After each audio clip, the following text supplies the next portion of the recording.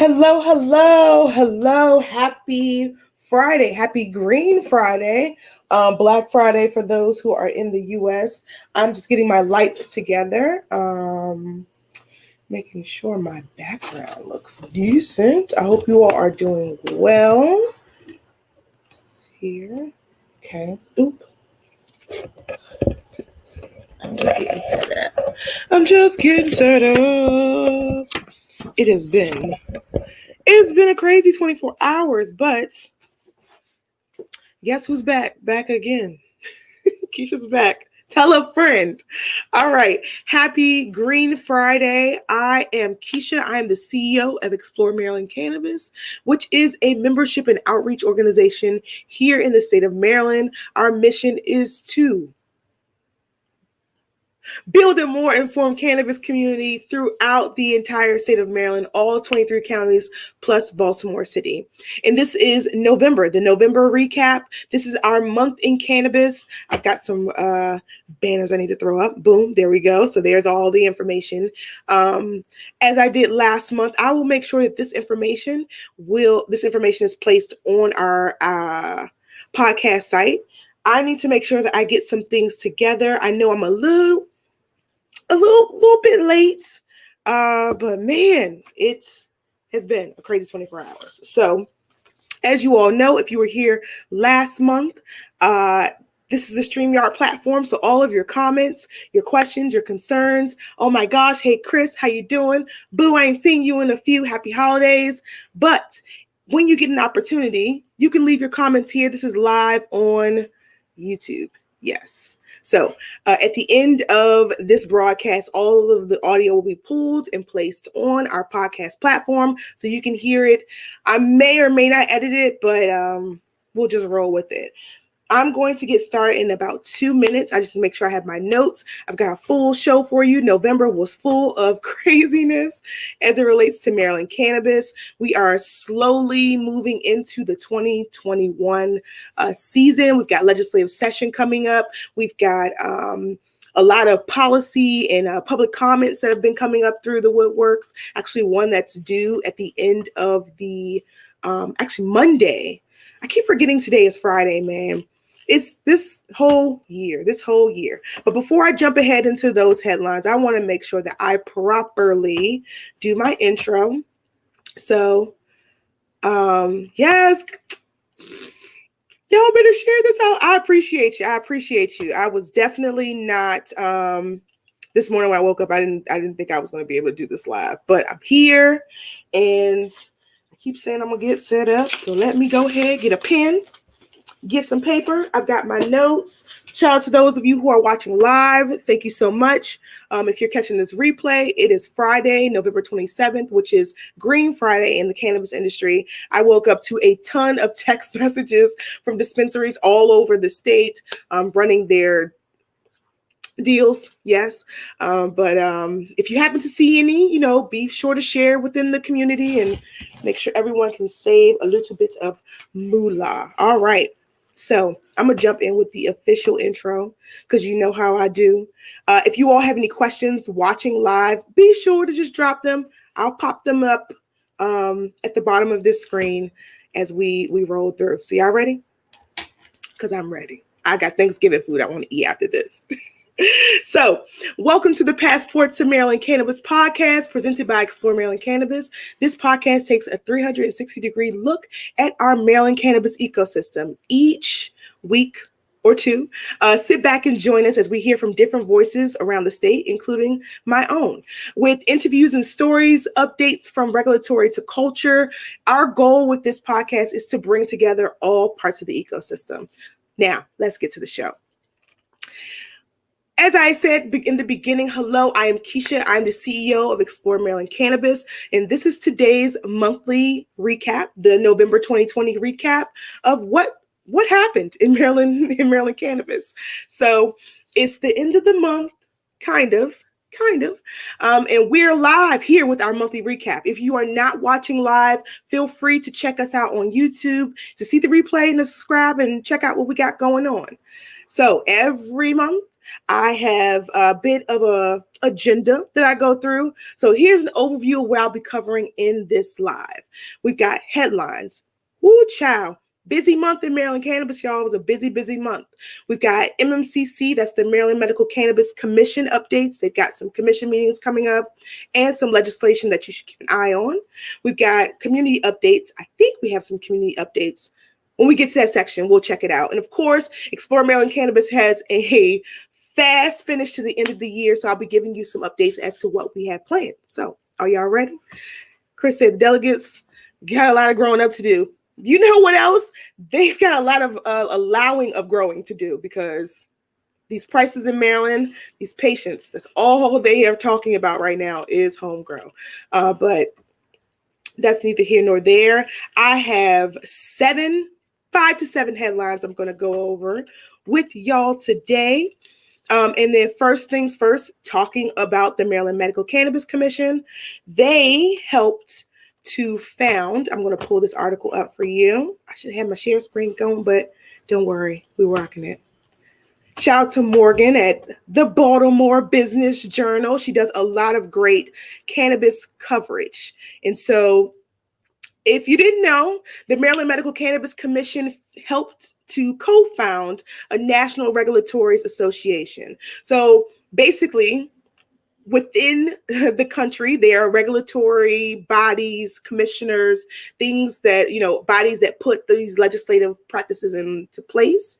And so what they did was they reached out to their friends in a very nonpartisan way, as the article explains, and they create this organization as a way to engage with each other, to share resources and expertise around the legal cannabis markets.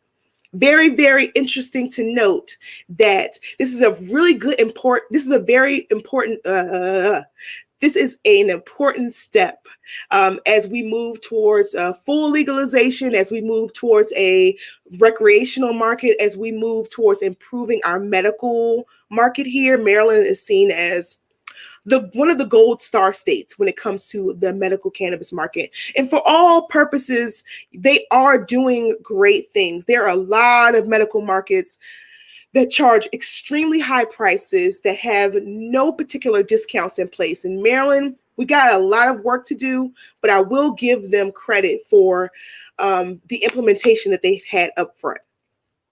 So the name of this organization is the Cannabis Regulatory Association. Very, very clean. CNNRA, and one of their missions is to bring together and have a more cohesive conversation around legal cannabis markets. When I saw this particular article drop, I was very surprised. I didn't think that something like this would be in the work, but 18 other states said, hey, put us on. That is Colorado, Delaware, Hawaii, Illinois, Iowa, Louisiana, Maine, Massachusetts, Michigan, Minnesota, all the M's, Nevada, New Jersey, New York, North Dakota, Oregon, Rhode Island, Utah, and Washington. So all of these the regulatory folks, the commissioners, the people who actually help get these legislations or particular regulations in process. So when it comes to zoning, when it comes to how edibles are made, when it comes to what the process needs to be done, I think this is a really great initiative. I just want to encourage these folks, because I know they're listening. I know you are listening. I know you're watching live. Make sure that there is some patient voice on this board. Make sure that there's a way that you're getting that community aspect, because at the end of the day, it sucks to say a lot of our regulators don't consume cannabis, don't use cannabis. They have experience with cannabis, maybe on a science side, maybe doing some advising.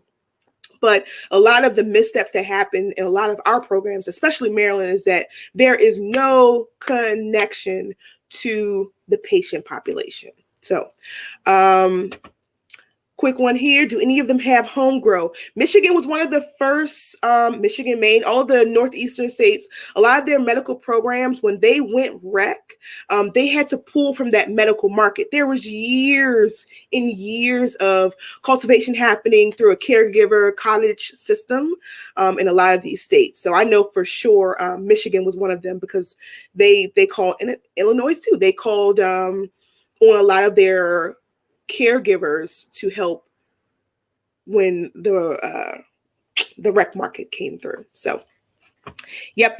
So you can see more of this article. I will make sure that it is in our monthly newsletter, which goes out on Monday. We're doing something a little bit differently. So we've got a major monthly newsletter where you get all the articles, everything that's going on, what's happening now, and then there's a weekly community update. So the weekly community update is usually information, services for patients, any projects or promos or events that's going on. We've got a big initiative project that's happening right now. So I just want to make sure there's a way that the community can stay connected to each other, especially during this time.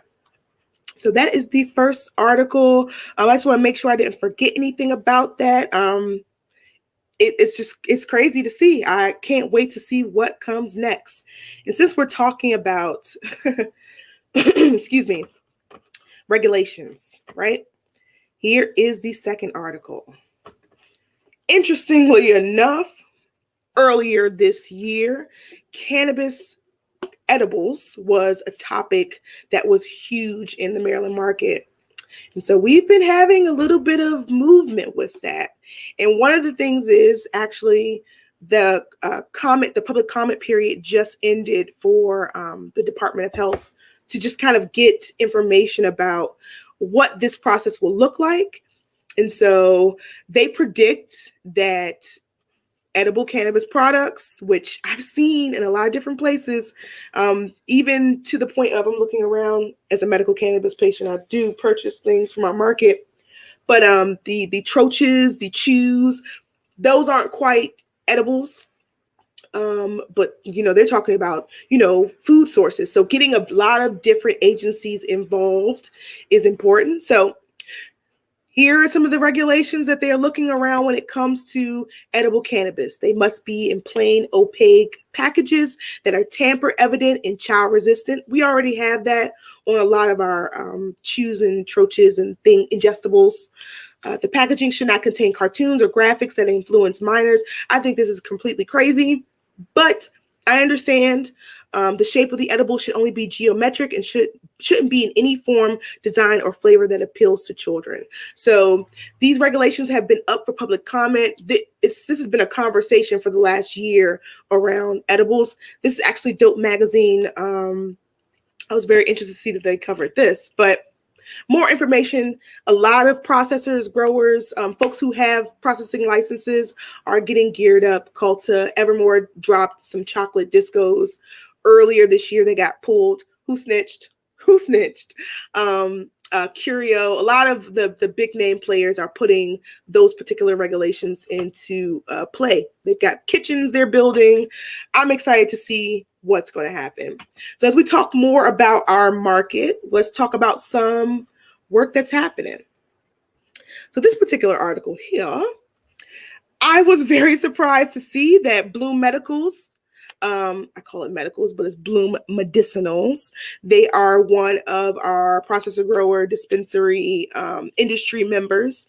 They are connecting with a nonprofit called Realm of Caring for cannabis therapy research. Now, at first I was like, research, but I get it. You have to take that first step, and it doesn't seem that there is a particular problem that they're trying to solve. I think they're just trying to make sure that they're getting a lot of this information collected. And the responsibility of Bloom Medicinals is they'll be collecting that through web-based surveys and kind of encouraging patients to participate. So, did I mention Johns Hopkins?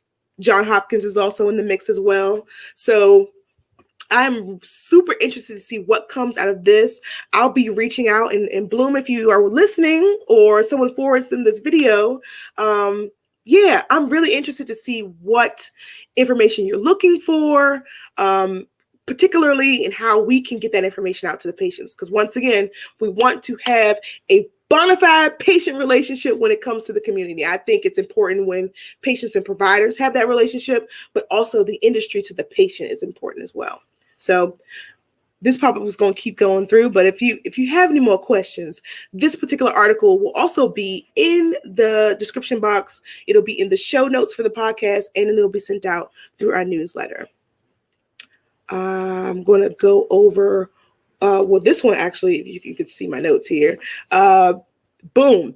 There was a article that was placed in PR Newswire, which basically talked about MariMed, which is a parent company of Kind Therapeutics. They do Betty's Eddies, they do Nature's Heritage Flower, and of course, they've been doing pretty well this year. So they're working to expand their program. They are one of the top selling choices for patients. I will be very excited to see what the results of our Explore Maryland Cannabis Awards survey will be, based on a lot of the information that our industry puts out. Like, are patients really excited about this particular product, how this is helping them, and so much more. But shouts out to MariMed, Nature's Heritage, the Betty's Eddies lines. It's great. It is great. Let me check my comments here. Michael, I want to become a patient and I want to obtain a medical cannabis card. Others have been telling me different ways to obtain a card. What is the right way to do so? One of the biggest things that how Maryland is different and the way in which it runs its program is that you first go to the commission website, the MMCC website. That's mmcc.maryland.gov. And what the process is, you register with the state. You find a doctor who is either in the actual who's registered with the commission. So you have to have a doctor who's registered with the commission to be able to write those recommendations. And depending on what they charge you, that will be your fee. You pay $50 to the commission. Hopefully your provider will be able to facilitate that transaction for you. And then you get a number and you go to the dispensary.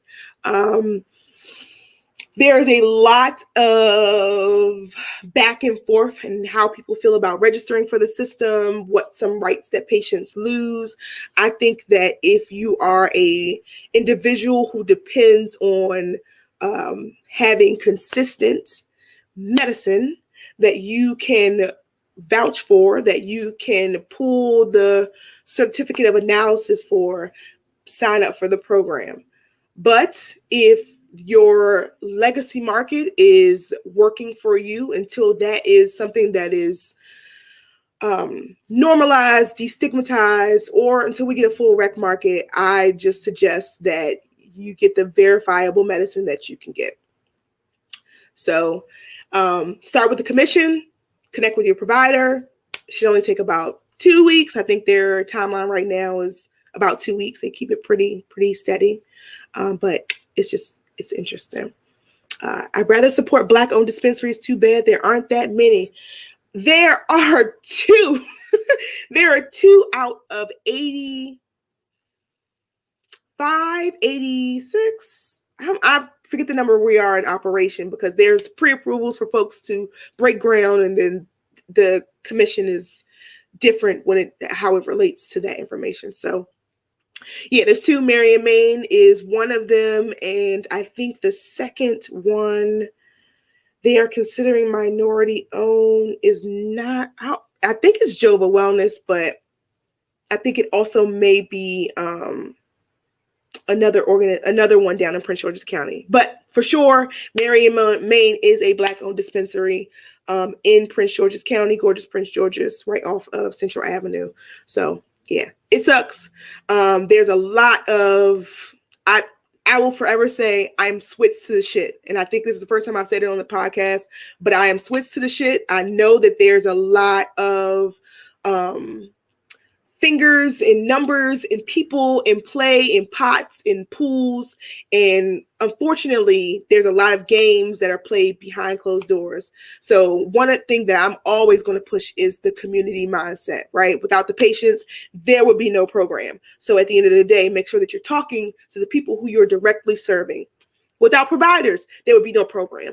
Talk to them about how and what they need to be able to fully be integrated into a program, be able to fully give patients the right information about medicine, to be able to fully talk to their patients who may need that, right? Not just the ones who are coming to them for that. Same thing with industry. Place them in a position that they're able to be profitable, especially our smaller licensees, the ones who don't have grower and processor license. I think herbiculture was that second Black-owned one. Yeah, it's just, there's a lot. There is a lot. But like I said, there are 6 parts to the ecosystem: patients, providers, businesses, government, education, and professionals. And we all work in tandem together. That's a whole nother thing. Maryland should just legalize, and at the end of the day, just let folks do what they want. Let them have their home grows, let them have their cottage grows, because at the end of the day, we already see what less than 20 growers in our market. We see what the supply is, right? There's no reason that, and I'm going to hop off this soapbox next, I promise.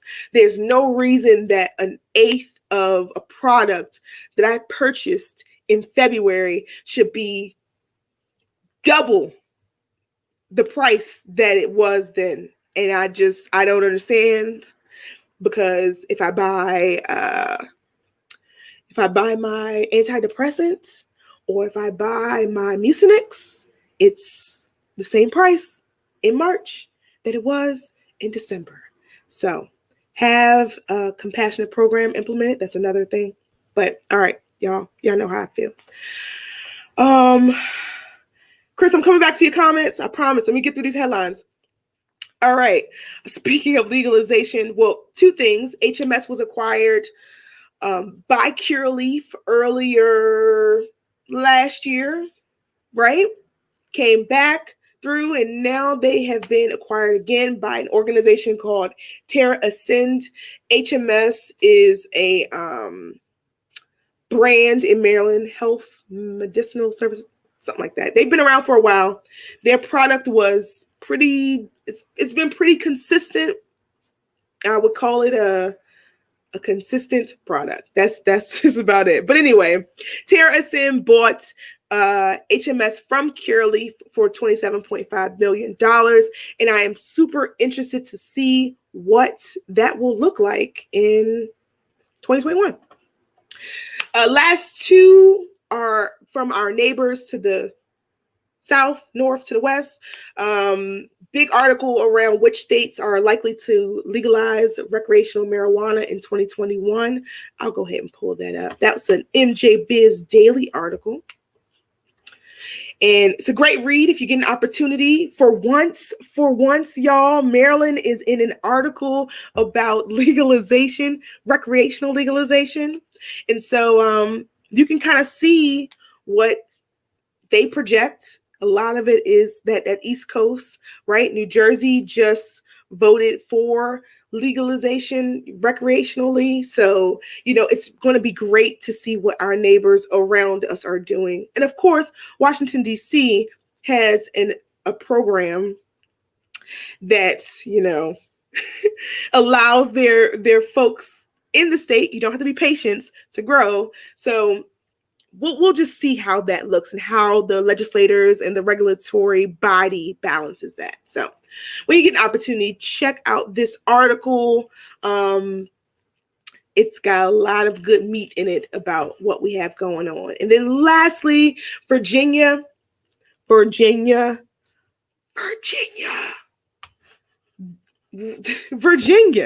Virginia governor said he's going to be pushing for legalizing recreational marijuana. Virginia. That's all I got to say. Maryland. That's all I got to say. Maryland. That's all I got to say. Maryland. I'm going to go ahead and take a break. This is where I'll be inserting my ad in the audio podcast, but we'll be right back. All right, y'all. How y'all doing? Thank you for hanging in there. This will just be a quick little, in the audio podcast, I'm advertising our Cannabis Night In that we have coming up tomorrow. Our events coming up, and of course the Explore Maryland Cannabis Awards. So y'all won't be missing too much with that. I'm going to hop back into the show now. All right, so we're going to go ahead and hop into the MMCC updates. So Maryland has officially hit a, drum roll, has officially hit over 120,000 patients. The actual number is 121,117 patients registered in Maryland. Of course, the top 5 counties, Baltimore County, Baltimore City, Anne Arundel County, Montgomery County, and gorgeous Prince George's. That is where the, I always forget to turn my alarms off. Sorry. That is where the majority of the patients reside. The MMCC has a few public meetings coming up, and I'm going to share my screen for those who are here so you can see it. Actually, I'll do it that way. And then I'll get you away from there. Boom. All right. So over the next couple of weeks, we've got a few meetings coming up.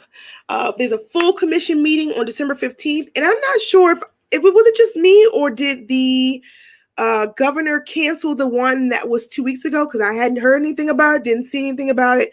If anyone from the commission, if you're listening, can you let me know? Did y'all cancel that? That would be great.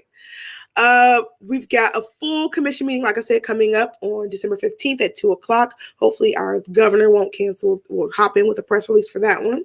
The policy committee, this is where you all should tune in. If you haven't been paying attention the entire time, this is where you tune in. The policy committee has a meeting coming up December 1st, which is Tuesday at 1 p.m. They're accepting public comment on medical licenses being used as collateral for loans and what on-site delivery looks like. So if you go to the MMCC's website, you can get more information about what they're looking for. They're actually looking for public comment, written and oral. So you may get a chance to speak through the state. You know what I'm saying? All right, December 2nd, next day, the Finance Committee has a meeting. And that's what the MMCC is doing. They've released an annual report on their website. Actually, let me go ahead and see if I can pull it up. I downloaded it because I was like, what are they tooting their horns about? And I keep forgetting today is Friday, y'all. So they've got the state of Maryland just recently redid their website. So there's this cute little overlay here. But if you go to and Michael, if you're still listening, you can sign up as a patient right here on the website. Annual report. And 24 pages of the commission's overview on what they have been working on. They did a beautiful tribute to one of their colleagues who passed away earlier this year, actually a few days before COVID really hit. And they named the Compassionate Care Fund in her honor. So I thought that was a really good way to pay tribute to her. Another great way to pay tribute to her would be to fund the fund so that patients are able to use that. Please. Great annual report. I thought it was very well done. It's the first that the commission has done something like this. So feel free to go to their website. It's a quick read. You ain't got to print it out. Lots of graphics. You can get all of that information about what they've been up to, how much money they're collecting. It says right here, the MMCC's operating budget comes from its own special fund. This means the program is 100% self-funded and receives no money from taxpayer dollars or the state's general fund. Rather, funding for all MMCC program operations are from dollars generated by the program itself.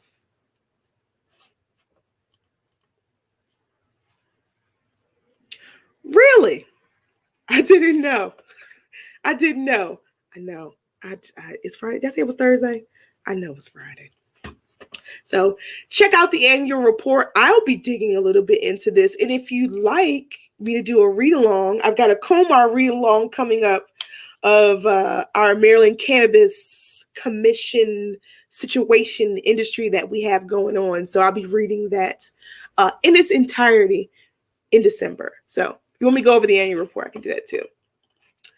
All right. So as we come to a bit of a slowdown in the episode, I've got a few announcements. This December, we, of course, have our membership call. So every month we do a membership call, our membership meeting, where we invite you to join the Explorers Club. And just for those who aren't familiar, EMC has a membership program called the Explorers Club or the Explorers Crew. I use those interchangeably. And basically, we are connecting the canna curious, canna professionals, and cannabis entrepreneurs, and anyone else who wants to be in the mix to a safe space where they can connect. Right now, traditionally, we are not able to jump in weekly events. We are not able to see each other at the dispensary. It is super hard when I go to my favorite dispensary and I got to pick up curbside. I need to know how folks is doing, I need to check out Blair at the living room. I need to hit up Rob down at Nature's Medicine. I need to make sure that my people are taken care of, right? And I also need to know what's going on. That's a lot of the ways that you get a pulse of what's happening in the industry. And so, unfortunately, with COVID-19, the way in which we connect is totally different. So if you're looking for a space, if you're looking for a community, be sure to check out our website and get more information about that. Our membership meeting for December is December 15th. And here is what I am super excited about. I'm going to go ahead, share my screen so you can see what we've been working on.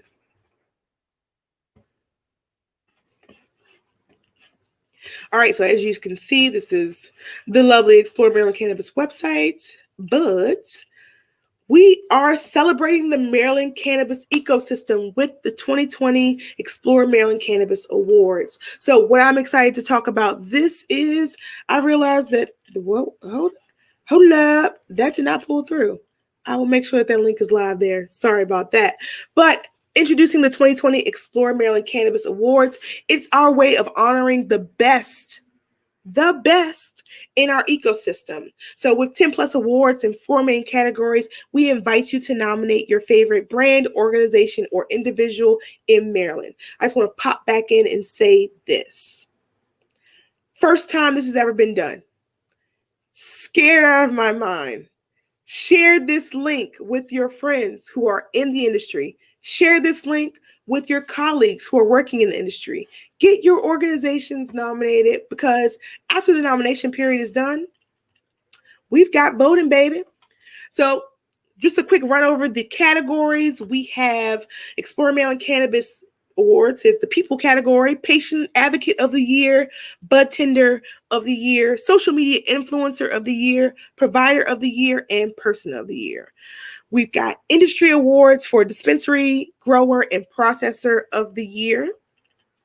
We've got companies, community organization of the year, and your favorite glass and accessory shop, also known as your smoke shop, your hemp stores, anywhere you go where cannabis isn't being sold, but cannabis products, accessories are sold. This is where you nominate your people. And last but certainly not least, our products of the year, edible of the year, cannabis apparel product of the year, CBD product of the year, and concentrate of the year. So just want to point out these important dates. Nominations open on November 15th, but they close on Monday.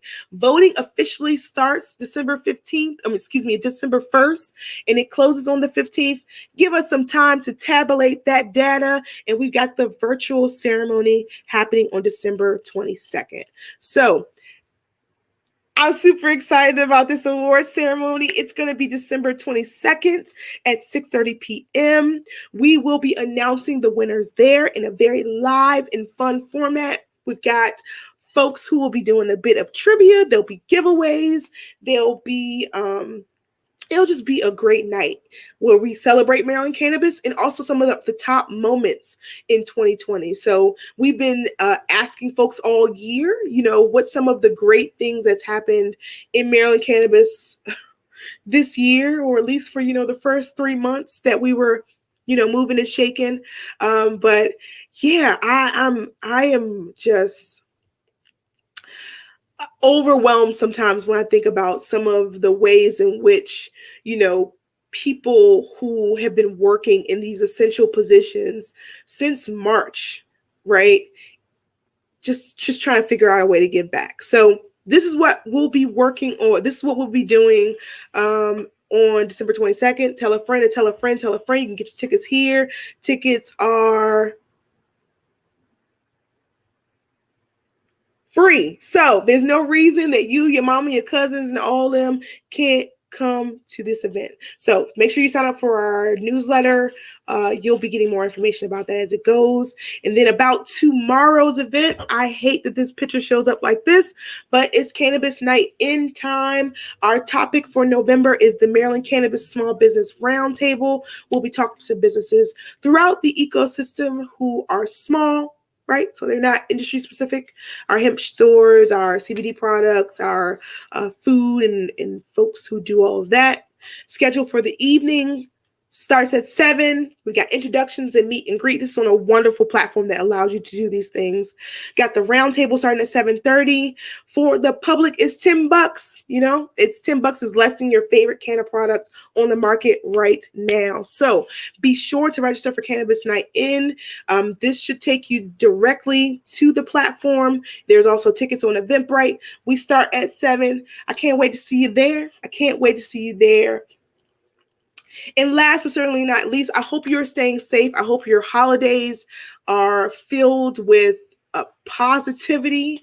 Even through all of these times, I know that it can get really sad. I love the holidays, and not for the commercialization of it, but I'm a big people person.